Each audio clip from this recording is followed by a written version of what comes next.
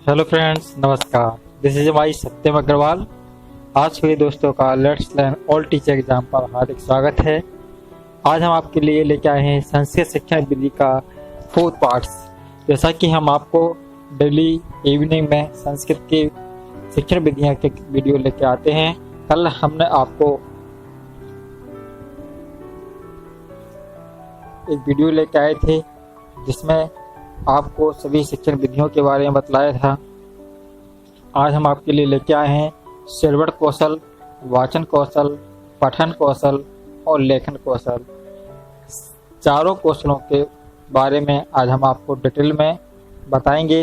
आपको ध्यान से 10 मिनट तक ध्यान से इस वीडियो को देखना है। आपको कभी भी इन चारों कौशलों में कभी भी कंफ्यूजन नहीं आएगा। इन 4 कौशलों में से हमें 2 सब्जेक्टों में बहुत हेल्पफुली रहेंगे, हिंदी और संस्कृत के लिए। हिंदी और संस्कृत इस दोनों सब्जेक्ट की पेडागोजी सॉल्व करने में हमें बहुत हेल्प मिलेगी। इसलिए आप सभी लोग ध्यान से देखिए, लास्ट तक देखिए, पूरा वीडियो देखिए, रटना नहीं है, बस इसको समझते चलना है, एक एक पॉइंट टू पॉइंट। ठीक है, चलिए हम स्टार्ट करते हैं।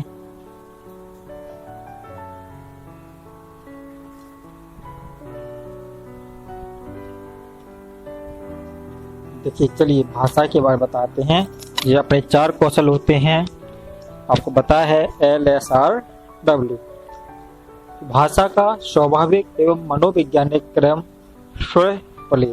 संस्कृत में अपन बोलते हैं स्वर पले। स्वर मतलब श्रवण, वा मीन्स वाचन, पा मीन्स पठन, ला मीन्स लेखन। श्रवण मीन्स सुनना, वाचन मीन्स बोलना, पठन मीन्स पढ़ना, लेखन मीन्स लिखना, जैसे हम लिखते हैं। इनमें सर्वाधिक महत्वपूर्ण कौशल होता है पठन कौशल, जो हम लोग पढ़ते हैं। अनपढ़ या निरक्षर लोगों के महत्वपूर्ण कौशल वाचन कौशल होता है।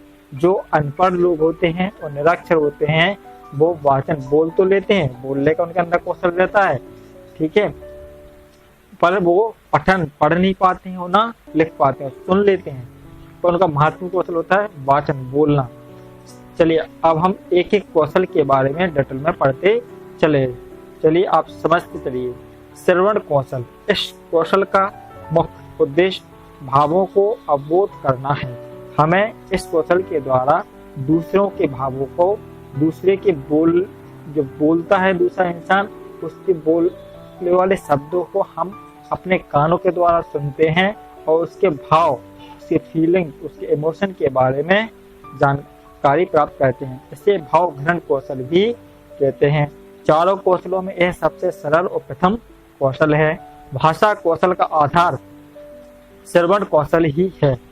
भाषा कौशल का आधार क्या है? श्रवण कौशल। जब तक हम किसी चीज को सुनेंगे नहीं तब तक हम ना पढ़ सकते हैं, ना लिख सकते हैं, ना बोल सकते हैं। अतः इस कौशल के माध्यम से छात्र जैसे ही सुनता है वैसे ही बोलता है। अर्थ ग्रहण पूर्वक तथा अवबोध करके सुनना ही श्रवण कौशल कहलाता है।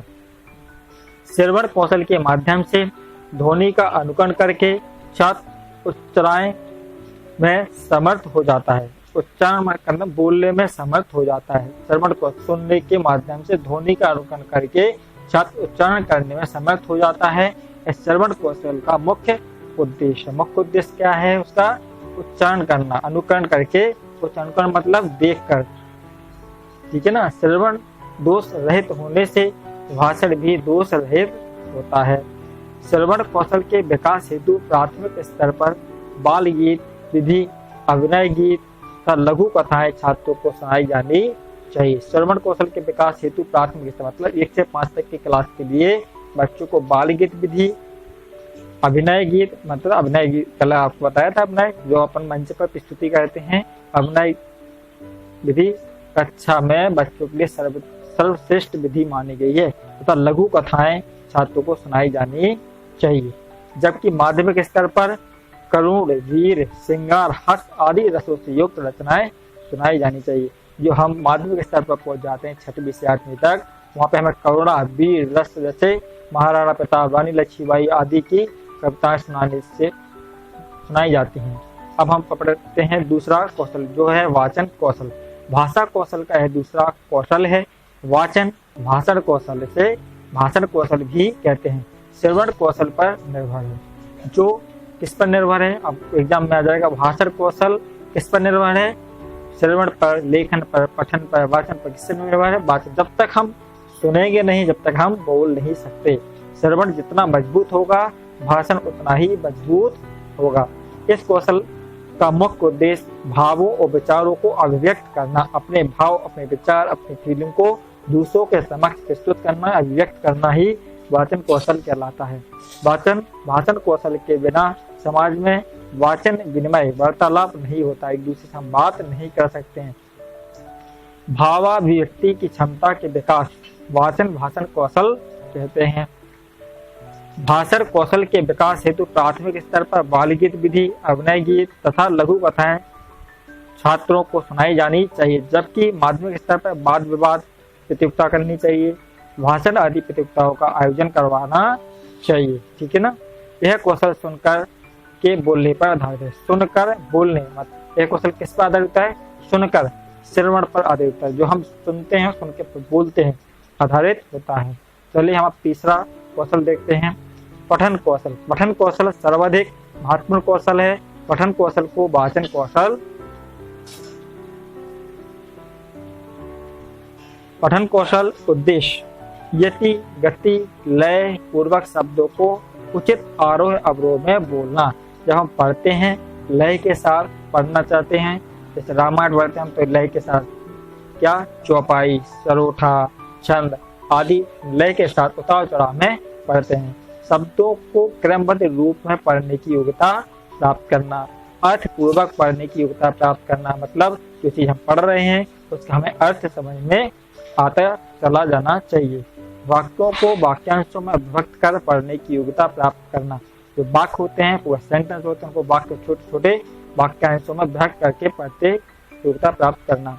सौंदर्य अनुभूति तथा भावानुभूति के साथ पढ़ने की योग्यता प्राप्त करना। जो सेंटेंस हम पढ़ रहे हैं उसका अर्थ समझते हुए, उसकी फीलिंग, उसके भाव को समझते हुए योग्यता होनी चाहिए। पठन कौशल का मुख्य उद्देश्य अर्थपूर्वक पढ़ना। पठन कौशल का सर्व महत्वपूर्ण क्या है? कोई चीज हम पढ़ रहे हैं, जब तक यदि उसका हमें अर्थ समझ में नहीं आता है तो वह व्यर्थ है। समझ गए ना। हमें जो चीज पढ़ रहे हैं उसका अर्थ आना चाहिए कि वह चीज हमें क्या बताना चाहती है, इसमें क्या उसका उद्देश्य है।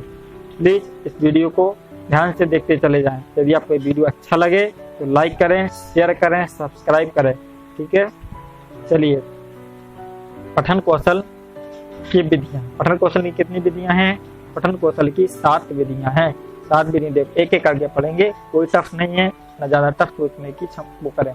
वर्णमाला विधि, अक्षर बोध विधि, चित्त विधि, ध्वनि साम्य विधि, अनुकरण विधि, सामूहिक विधि, भाषाभिलेख विधि, भाषा यंत्र विधि, वाक्य विधि। ठीक है ना। कौन कौन? वर्णमाला, अक्षर बोध, चित्त विधि, ध्वनि साम्य विधि, अनुकरण विधि, सामूहिक विधि, भाषाभिलेख विधि, भाषा यंत्र विधि, वाक्य विधि। चलिए एक एक विधि को हम पढ़ते चले जाएंगे। वर्णमाला विधि, अक्षर बोध। वर्णमाला विधि को ही अक्षर बोध विधि कहते हैं। पठन कौशल की सबसे प्राचीन विधि है। पठन कौशल की सबसे प्राचीन विधि कौन सी है? वर्णमाला विधि या अक्षर बोध विधि। इस विधि के अंतर्गत सबसे पहले छात्रों को वर्णों का ज्ञान कराया जाता है, तो बाद में वर्णों से शब्द, शब्दों से वाक्यों से गद्यांश की पूर्ति कराई जाती है। ठीक है। चित्त विधि, मुख्य उद्देश्य देखो और कहाँ। चित्त में क्या है? पहले देखो फिर जानो कहाँ है। इस विधि को देखो और कहाँ विधि भी के नाम से भी जाना जाता है, याद रखिए। इस विधि के अंतर्गत बालक चित्रों को देखकर के पढ़ने की कला को ग्रहण करता है। ध्वनि साम्य विधि, नवीन शब्दों का ज्ञान छात्रों के इस विधि से सरलता से हो जाता है। इसमें अध्यापक एक ही उच्चारण वाले शब्दों को बार बार पुनरावृत्ति करता है। तो अध्यापक क्या करता है? एक ही उच्चारण वाले शब्दों को बार बार अभ्यास करने से हमें चीजें परफेक्ट हो जाती हैं, यही टीचर कराता है। अनुकरण विधि, इस विधि के अंतर्गत छात्र अध्यापक चित्त ध्वनि का अनुकरण करता है। चित्त ध्वनि का मतलब अनुकरण मतलब देख के बतलाता है। सुनो और पढ़ो विधि, भाषण श्रवण से पठन की ओर। सुनो और पढ़ो।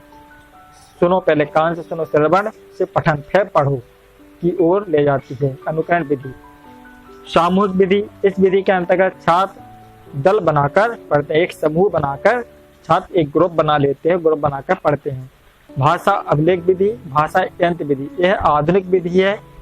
इस विधि के अंतर्गत छात्र अध्यापक के माध्यम से विभिन्न प्रकार की सामग्रियों के साथ पढ़ना सीखता है। यह आधुनिक विधि कौन सी विधि है?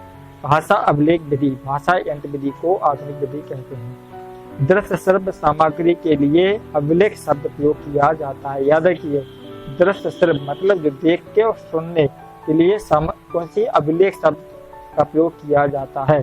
यथा लिग्वाफोन, संगणक यंत्र का प्रयोग किया जाता है। यथा मतलब जैसे, लिंग्वाफोन और संगणक यंत्र का प्रयोग किया जाता है इसके लिए दृश्य श्रव्य सामग्री के लिए। वाक्य विधि, वाक्यों के माध्यम से अध्ययन कराना, उत्तर माध्यमिक स्तर, ठीक है ना। पठन कौशल दो प्रकार का होता है, शास्वर और मौन वाचन।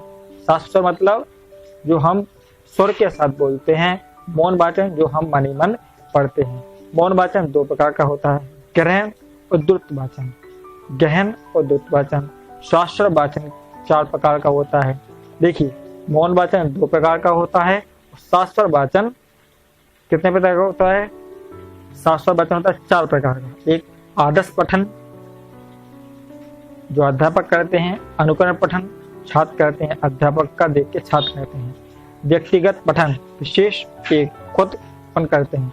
संवेद पठन सभी से एक साथ, सभी के साथ हम समूह में शाश्वत वाचन कहते हैं। चलिए लास्ट कौशल नंबर देखते हैं, लेखन कौशल। यह सीखने का अंतिम कौशल है। इस अंतिम कौशल होने के कारण इसे काठिन्य कौशल भी कहते हैं। ठीक, काठिन्य कौशल किसको कहते हैं? काठिन्य कौशल लेखन कौशल को कहते हैं। ध्वनि रूप में विद्यमान भाषा के अंशों को लिपिबद्ध में अवतरण ही लेखन कौशल कहलाता है। उद्देश्य विचारों भावों को स्थायी करना, सृजनात्मक शक्ति का विकास करना, भाषा का पूर्ण अधिकार प्राप्त करना, विचारों भावों के बाद नए प्रतिमान स्थापित करना, ये इसके मुख्य उद्देश्य हैं। लेखन दो प्रकार का होता है, मौखिक लेखन और लिखित। नोट, भाषा का सहज रूप भाषण है, भाषा का सहज रूप भाषण है तथा उसी का प्रतिबिंब लेखन है। वाणी रूपी भाषा को लेखन से स्थायित्व मिलता है। लेखन के द्वारा व्यक्ति अपने मनोभाव, अपनी फीलिंग को चिरकाल के लिए स्थायित्व कर लेता है, मतलब अधिक समय के लिए स्थायी कर लेता है। फ्रोबेल के अनुसार पहले वाचन पठन फिर लेखन। फ्रोबेल के अनुसार पहले क्या है? पहला वाचन पठन फिर लेखन, पहले पढ़ें फिर लिखें। मारिया मॉन्टेसरी के अनुसार पहले लेखन फिर वाचन, पहले लिखें फिर पढ़ें बोला है। तो अपन को याद रखना है, फ्रोबेल ने क्या बोला है? पहले पढ़ें फिर लिखें। मारिया मॉन्टेसरी ने उनका उल्टा बोला है, पहले लिखें फिर पढ़ें। लेखन कौशल का मुख्य उद्देश्य सुंदर लेख का प्रतिरूप है। लेखन कौशल की विधियां तीन होती हैं, अनुलेख विधि, प्रतिलेख विधि और श्रुति लेख विधि। अनुलेख विधि, इस विधि को दृष्टि लेख विधि भी कहते हैं। अनुलेख विधि को क्या बोलते हैं? दृष्टि लेख विधि भी कहते हैं। इस विधि में छात्र देख करके लिखता है, ठीक है, देखो और लिखो, देखकर लिखना। प्रतिलेख विधि, इस विधि के माध्यम से छात्रों में सुंदर शब्द लिखने की क्षमता विकसित होती है, पर इसमें पंक्ति एक ही होती है, एक ही पंक्ति होती है और सुंदर शब्दों को लिखने की क्षमता विकसित होती है। इस विधि का नाम सुलेख या सुंदर लेख विधि कहते हैं, जो हम छोटी क्लासों में सुलेख लिखते हैं, इसको इमला भी बोलते हैं। श्रुति लेख विधि, इस विधि में छात्र सुन करके लिखता है, श्रुति लेख विधि। गौण विधि, चित्त विधि, उद्बोधन विधि, श्रुत विधि, संशोधन विधि, ये क्या है? हमारी लेखन की गौण विधियां हैं। क्या? चित्त विधि, उद्बोधन विधि, श्रुत विधि, संशोधन विधि। चित्त विधि, उद्बोधन विधि, स्वाध्याय की प्रवृत्ति। श्रुत विधि, इसमें छात्र अध्यापक को उदाहरण देता है, वह छात्र नियम सूत्र लिखते हैं। क्या करते हैं इसमें? छात्र अध्यापक को उदाहरण देता है।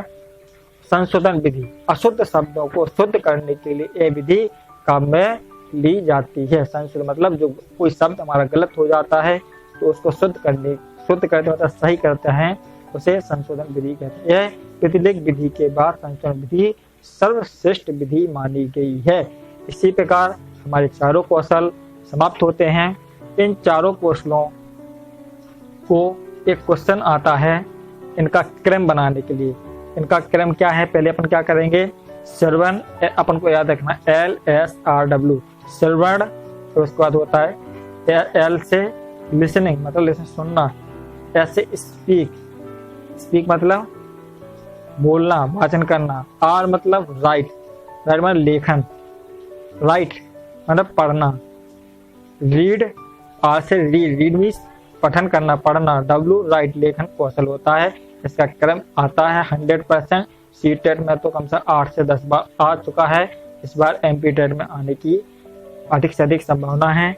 हर बार की तरह इस बार भी हम आपके लिए एक मोटिवेशन टूल लेके आए हैं जो इस प्रकार है। चलो हम बताते हैं। मैदान में हारा हुआ इंसान फिर से जीत सकता है, लेकिन मन से हारा हुआ इंसान कभी नहीं जीत सकता है। हर चीज अभ्यास करेंगे तो सरल हो जाती है। इसलिए मन के हारे हारे मन के जीते जीत। यदि आपने सोच लिया तो हमें चारों कौशल की वीडियो एक ही बार में देख के एक ही बार में समाप्त करना है तो अपन कर सकते हैं। यदि आपने सोच लिया वो हमसे नहीं होगा तो होगा नहीं, दुनिया की कोई सी भी ताकत लगा लेना। थैंक यू, धन्यवाद, जय हिंद, जय भारत।